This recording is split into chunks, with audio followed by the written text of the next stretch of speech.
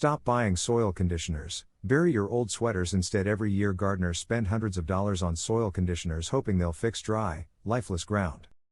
But one of the biggest mistakes I see is trying to buy healthier soil instead of building it. The truth is, some of the best soil conditioners never come in a bag.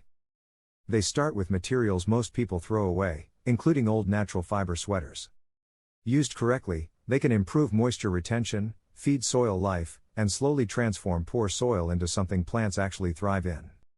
Before I explain why, here's one tool I rely on every season. A lot of gardeners assume their soil is dry simply because the surface looks dusty. That's led to more overwatering than almost any other mistake I've seen. I use a 4-in-1 soil moisture meter that checks moisture, temperature, and light conditions across multiple areas of the garden, so I'm watering based on what the roots actually need, not guesswork. I'll leave the exact one I use in the description if you want to check it out. It completely changed how I manage raised beds during hot weather. If you enjoy practical gardening based on real testing instead of recycled internet advice, consider subscribing because we're always experimenting with techniques that produce measurable results. Here's why an old sweater can outperform many commercial soil conditioners. I'm talking about sweaters made from natural fibers like wool or cotton, not polyester or acrylic. Natural fibers slowly decompose underground, becoming a long-term source of organic matter. As they absorb water, they temporarily store moisture that surrounding soil can draw from, especially during hot afternoons when plants experience the most stress. Commercial soil conditioners often improve one growing season. Organic matter keeps improving your soil year after year. That's the difference many gardeners never realize. The way you bury the material matters more than the material itself. Don't bury an entire sweater in one lump. That creates air pockets and slows decomposition. Instead, cut it into strips about 3 to 6 inches wide. Dig a trench roughly 10 to 12 inches deep, place the strips in a single layer, then mix compost over the top before filling the trench with soil. That compost introduces fungi and bacteria that gradually break the fibers down while improving the surrounding soil structure. The process is slow, but that's exactly what makes it valuable. Fast fixes disappear. Healthy soil compounds over time. There's another benefit most people overlook. Natural wool contains nitrogen.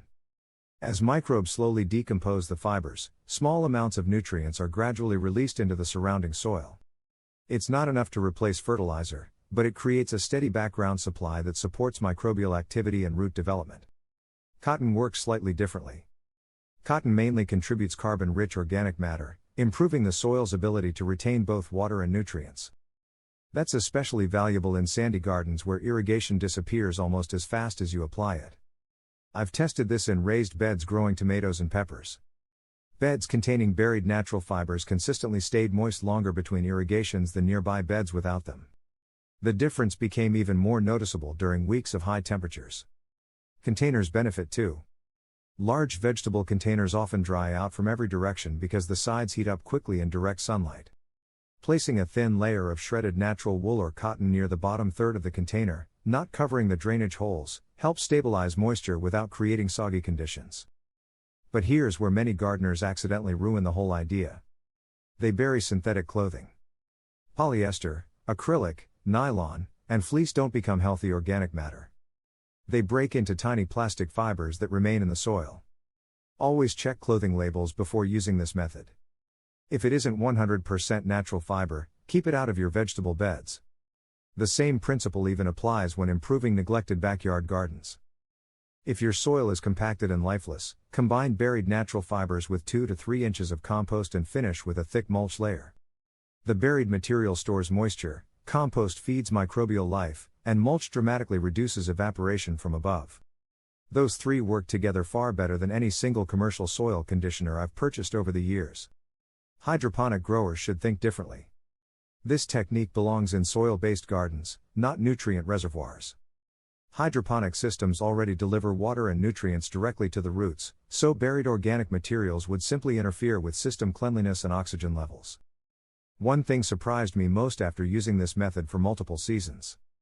The biggest improvement wasn't simply watering less. It was seeing healthier root systems. Because moisture remained available deeper underground, roots naturally followed it instead of clustering near the surface. Those deeper roots made plants far more resilient during dry spells and produced stronger harvests with fewer signs of heat stress. That's something no bottle of soil conditioner can create overnight.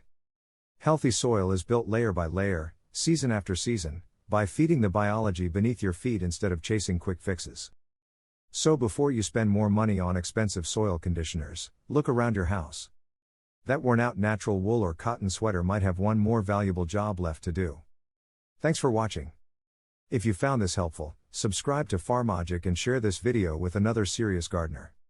The more you understand how soil biology, organic matter, and moisture work together, the less you'll depend on expensive products, and the more your garden will reward you every season.